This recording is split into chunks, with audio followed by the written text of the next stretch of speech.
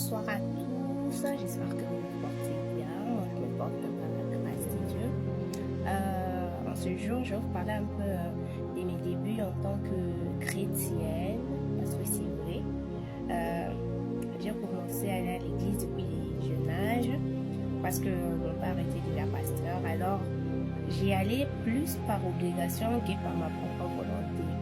Bon, c'était mes débuts, quoi. Vu que j'étais enfant du pasteur, j'y allais contre ma volonté. Bon, je me disais, bon, je pars, je me présente, manière de faire plaisir aux parents. Et surtout que c'est l'enfant du pasteur, il faut être présente, des trucs comme ça et autres. Bon, j'y allais quand même. Malgré que je n'étais pas concentrée, je pouvais dormir, faire mes affaires, être dans mon petit monde pendant.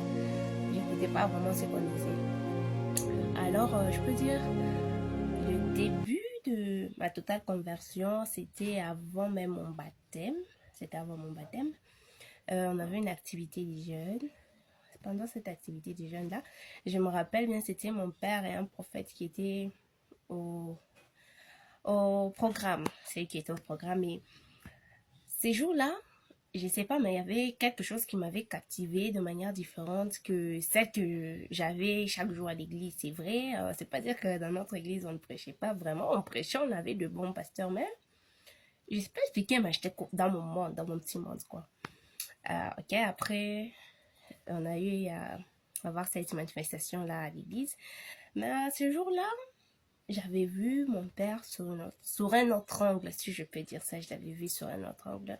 Parce que dans mes souvenirs, il prêchait en se basant plus dans des versets bibliques. Il dit un truc qui était dans un verset, il dit un truc qui était dit un verset. Alors, je me suis dit, comment ça se fait que tous ces jours-ci, je n'avais pas eu à remarquer ça, mais c'est aujourd'hui que j'ai remarqué. Parce que j'avais remarqué, on peut dire, une grande spiritualité en lui, quelque chose que j'avais pas l'habitude de voir chaque jour. Alors, ça m'avait un peu captivé vraiment. Je me disais, ah non, vraiment là, si je n'arrive pas vraiment à bien me convertir, c'est moi-même. Alors, je commençais à m'exercer. Et ça, c'est lui, il avait pris le premier jour. Et le deuxième jour, c'était les prophètes qui étaient au rendez-vous. Et le prophète aussi, il a prêché, il a prophétisé et autres là. Moi, je me demandais aussi. Parce que ce qui était drôle dans tout ça, c'est que les deux prédicateurs étaient tous plus dans la Bible. Donc, tu vois que quelqu'un te dit un fait de la vie et il te donne un verset biblique. Il te donne un fait de la vie, il te donne un autre verset biblique.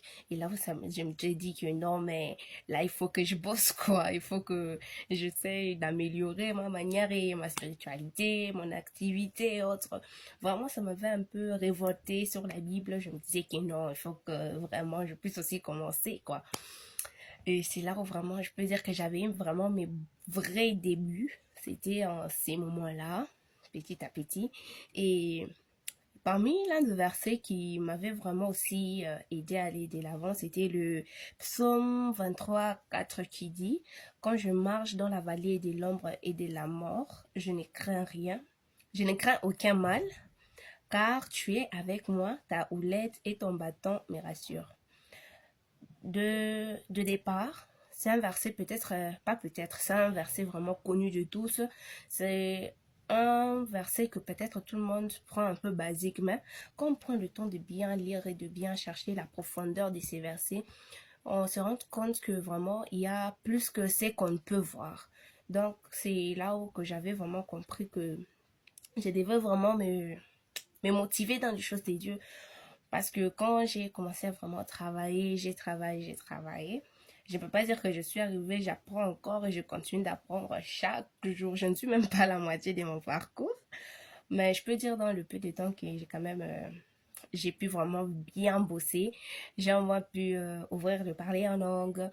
Peut-être quelques visions de temps à autre. C'est encore à bien travailler, bien sûr. Mais au moins, je suis fière de ce que j'ai déjà. Parce que dans tout ça, les grands soutiens que j'avais eu, c'était mes parents. Parce que j'ai eu des parents vraiment quand ils parlent de la spiritualité. Et vu que ce sont maman et papa pasteur, quoi, quand ils se mettent, vraiment, tu vois que c'est la parole, quoi. Alors j'ai eu un grand soutien de leur côté. Ils m'ont vraiment aidé. C'était des gens qui me conseillent aussi beaucoup. Alors, je peux dire, c'était ça un peu ma petite histoire. Dans tout ça, ce que aussi je retiens, c'est que je n'ai pas encore fait la moitié de mon parcours. Je continue d'avancer, mais la plus grande aide que j'ai eu jusqu'à là, ce qui m'a beaucoup motivée, ce qui m'a aidé, c'était moi mes parents. Je remercie aussi Dieu d'avoir mis un parent sur ma route parce que je reconnais que c'était pas facile d'élever des enfants. C'est vrai, peut-être nos parents ne pouvaient pas savoir que quand on y allait peut-être pour leur faire plaisir. Peut-être ils ne savaient pas que ces temps-là, on y allait peut-être que parce qu'on est les enfants du pasteur, c'est une obligation et dans ce genre d'histoire. Mais à travers eux, j'ai pu quand même faire un grand pas. Je ne suis pas encore arrivée, j'ai continué d'apprendre, mais je sais qu'avec un peu de courage et d'endurance, comme mon père me l'a dit, je peux tout faire et que Dieu vous bénisse.